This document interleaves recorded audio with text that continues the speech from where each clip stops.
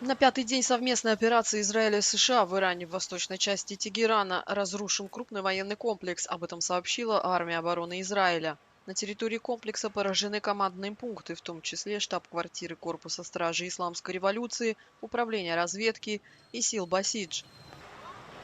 В результате авиаудара в центре Тегерана в среду разрушен также еще один участок полиции. Иранские власти показали последствия этой атаки журналистам. По данным госсми Ирана, число жертв с начала операции превысило 1000. Центральное командование вооруженных сил США сообщило, что американские военные поразили или потопили уже более 20 иранских кораблей. Министерство обороны США опубликовало новые видеоролики, на которых, как утверждается, американские бомбы и ракеты уничтожают иранскую военную технику на суше и на море. В Израиле в среду снова звучали сирены после одновременных атак со стороны Ливана и Ирана. Над районом Тель-Авива были замечены следы перехвата и слышны громкие взрывы. В центральном Израиле 2 человека пострадали.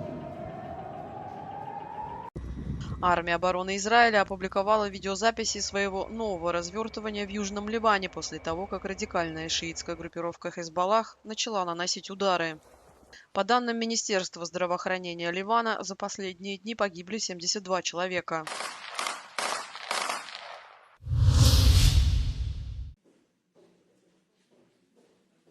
Демократический Иран был бы сценарием мечты, но такой исход совершенно не гарантирован. Об этом заявила глава европейской дипломатии Кая Каллас. По ее мнению, ситуация в регионе чрезвычайно опасна и непредсказуема.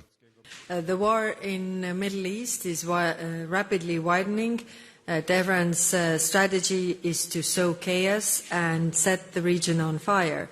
By indiscriminately attacking its neighbors, the regime is making a strong case for its own demise. Каллас при этом подчеркнула, что новый масштабный конфликт на Ближнем Востоке не должен отодвигать на второй план Украину. If we do not articulate ourselves, no one will do it for us.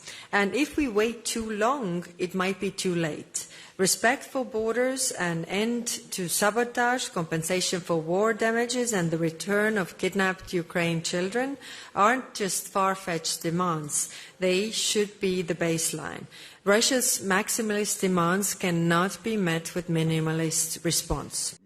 Каллас созвала виртуальную встречу министров иностранных дел стран ЕС для согласования дальнейших шагов. Конфликт уже вызвал серьезные разногласия внутри блока, в том числе по вопросам международного права.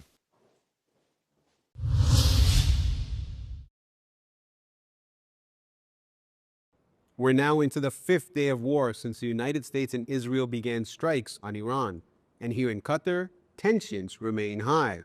The country's Ministry of Defense says at dawn on Wednesday, its air and naval defenses successfully intercepted 10 drones and 2 cruise missiles launched from Iran. Throughout the day, Euronews journalists saw 2 combat helicopters patrolling the skies over Doha together with American and British Air Force planes in a reinforced security perimeter of the city. Qatar's cabinet reiterated its strong condemnation of, quote, successive waves of Iranian attacks on Qatar that it calls a flagrant violation of its sovereignty.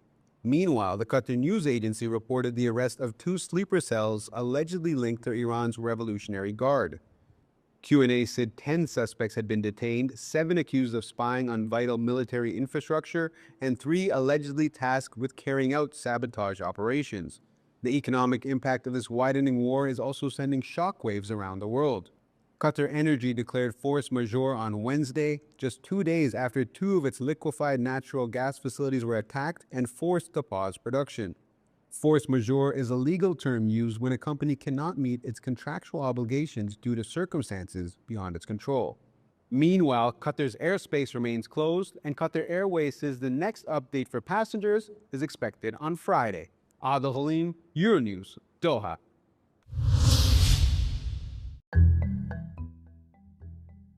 Иранские дроны «Шахед» знаменуют свое приближение звуком, напоминающим мотор мопеда, сообщают очевидцы. За несколько дней войны на Ближнем Востоке сотни таких дронов атаковали Бахрейн, Кувейт, Объединенные Арабские Эмираты и другие страны Персидского залива на фоне попыток Тегерана оказать давление на союзников США в регионе. Главная опасность «Шахедов» не в технологии, а в цене. Иран использует огромное количество этих дешевых и простых беспилотников, чтобы преодолеть современные защитные системы. Эксперты отмечают, США и их союзники расходуют ракеты «Патриот» ценой от 1 миллиона до 4 для отражения атак «Шахедов», цена которых колеблется в диапазоне 20-40 тысяч долларов. Американские запасы дорогостоящих перехватчиков, входящих в систему ПВО, могут быстро иссякнуть. Иранский «Шахед» — это автомат Калашникова в небе. Он несет смертоносную взрывчатку, но при этом использует низкотехнологичные детали. Поставив тысячи таких моделей в Москву, Иран имел возможность наблюдать, как Россия использовала их в Украине. Теперь Тегеран берет на вооружение тактику дронового роя на Ближнем Востоке. С территории Ирана эти беспилотники могут долететь куда угодно. В зависимости от модели радиус их действия достигает 2500 километров, а значит охватывает все – от побережья Средиземного моря до самых отдаленных уголков Аравийского полуострова. «Шахеды» угрожают американским базам, нефтеперерабатывающим заводам и туристическим центрам. О безопасности можно забыть. Поможет здесь продуманная система нейтрализации дронов, многоуровневая противовоздушная оборона, включающая мобильные отряды, средства радиоэлектронной борьбы, новые дроны-перехватчики, помогла Украине достичь показателя перехвата в 80 с лишним %. Ранее президент Зеленский заявил, что Россия за время полномасштабной войны применила против Украины около 60 тысяч ударных дронов «Шахедов». Готов ли Ближний Восток перехватить подобную волну?